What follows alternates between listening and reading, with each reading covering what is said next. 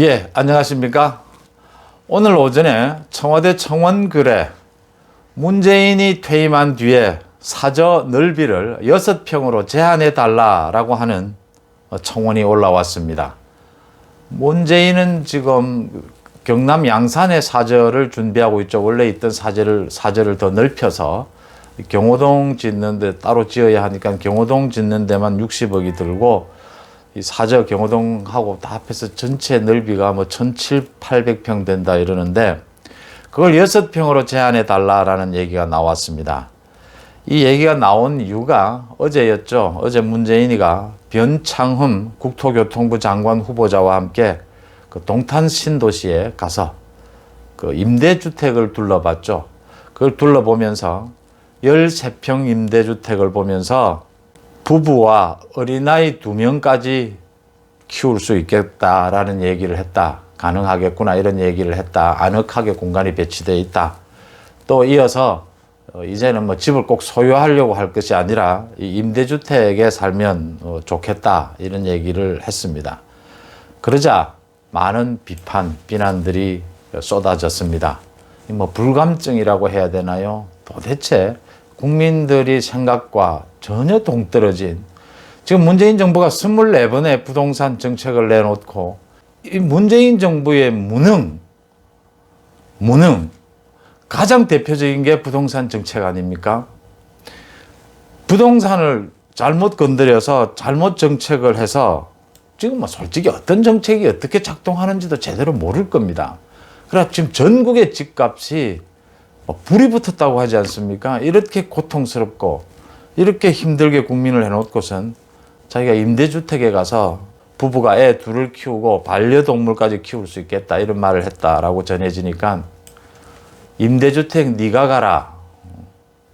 문재인 정부 사람들은 아무도 임대주택 간다는 걸 못 들었는데 전부 강남에 대부분 사는 걸로 알고 강남에 있는 아파트 2채 팔으라니까 그거 파느니 청와대 나가겠다 하고 이러고 있는데 이게 국민들한테 할 소리냐 이런 비난들이 쏟아져 나왔습니다.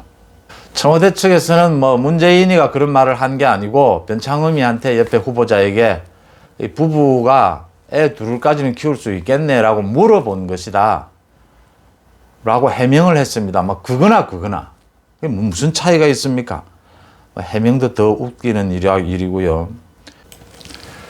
유승민 의원은 네가 가라 공공임대 라는 제목으로 페이스북에 글을 올려서 대통령이 무슨 권리로 내 집 마련의 꿈을 버리라고 하는가. 24번의 부동산 대책으로 미친 집값, 미친 전월세를 만든 장본인이 문재인 대통령이다라고 지적을 했습니다. 야당인 국민의힘에서는 문재인 정부 인사들은 모두 부동산을 풀 소유하고 있으면서 국민들에게는 무소유를 강요하고 있다.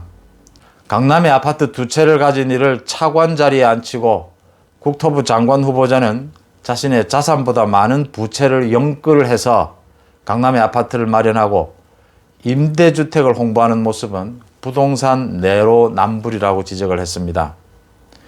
임대주택에 가서 직접 대통령이 가서 살아보라라는 말들 나오고 있다는 걸 알고 있는가 이렇게 꼬집었습니다. 문재인 대통령은 잠시 후에 오늘 오후에 이낙연 민주당 대표와 만나서 현안에 대해서 전국 현안에 대해서 협의를 한다고 합니다.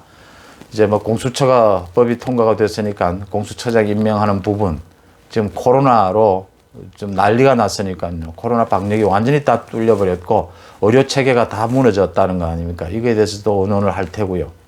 또 윤석열 징계에 대해서도 의논을 하겠죠. 두루두루 여러 가지를 의논을 할 것으로 보입니다. 윤석열 징계를 놓고 뭐 별의별 이야기가 다 나옵니다. 전망들도 나오고 또 뭐 위법 부당하지 않는 것 하나 없이 이렇게 얘기가 나오고 윤석열 징계위에 그 징계위원들이 제대로 자격이 있는 사람이 있느냐라는 얘기도 나옵니다. 그럼에도 불구하고 윤석열 징계를 밀어붙이고 있습니다. 공수처 날치기로 그렇게 통과시키고 또 공수처를 빨리 다음 달까지 서둘러 설립을 하겠다라고 합니다. 제가 사실은 뭐 별 인용하기 싫지만 조국 전 장관요. 또 공수처가 견제 없는 저런 무소불위의 상권 분립을 무너뜨리는 저런 기관이 있느냐라고 하니까 왜 공수처가 견제되지 않느냐. 공수처 검사들에 대해서는 지금의 검찰이 수사를 하고 견제를 하지 않느냐라고 했습니다. 뭐 자다가 봉창 두드리는 소리는 뭐 잘한다 참 보입니다. 공수처가 견제받지 않는다라고 하는 건 공수처가 대통령이 공수처장을 임명을 하면 아무런 견제 없이 공수처가 고위공직자, 판검사들에 대해서 자기들 마음대로 수사를 하고 기소를 할 수 있다는 부분이 무소불위라고 하는 겁니다. 그 부분이 견제를 받기가 힘들다라는 거 아닙니까? 그 다음 이야기하는 조국 이야기하는 공수처 검사들에 대한 그건 이렇게 되어 있습니다. 공수처 검사들의 비위 사실이 드러나면 처장이 대검찰청에 통보를 하기로 되어 있습니다. 통보 안 할 수도 있고요. 핵심은 공수처가 설립이 되면 판사, 검사, 고위공직자들에 대한 수사와 기소를 마음대로 할 수 있는데 그 마음대로 할 수 있는 걸 문재인 대통령 정부에서 공정하게 할 거라고는 아무도 믿지 않는다는 겁니다. 문재인 대통령이 윤석열에게 하는 것을 보고 그 핵심도 제대로 파악을 못해요. 무능하다. 이제 윗은 내로남불 모든 것보다요. 무능하다. 도대체 이 정권을 맡을 자격, 실력이 없는 사람들이다라는 것에 모든 사람들이 놀라고 있는 겁니다. 최강욱이 제가 또 말씀을 드립니다. 최강욱이 윤석열 출마 금지법 오늘 국민의힘에서 비판을 했더군요.